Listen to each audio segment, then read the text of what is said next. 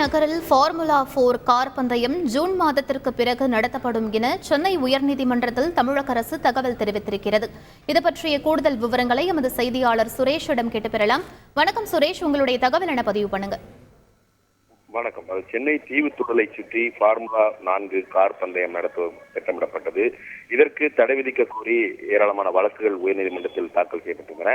இந்த வழக்குகள் நீதிபதி மகாதேவன் மற்றும் நீதிபதி முகமது சபீக் அடங்கிய அமர்வில் இன்றைக்கு மீண்டும் விசாரணைக்கு வந்தன.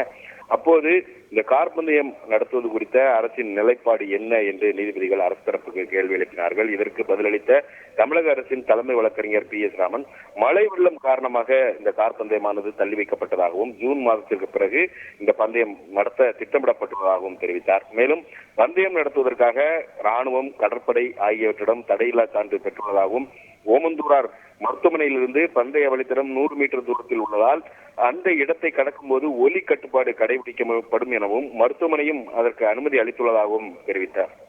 இதையடுத்து இந்த வழக்குகளின் மீது பிப்ரவரி 16ஆம் தேதி உத்தரவு பிறப்பிப்பதாக நீதிபதிகள் அறிவித்திருக்கிறார்கள். விவரங்களுக்கு நன்றி சுரேஷ்.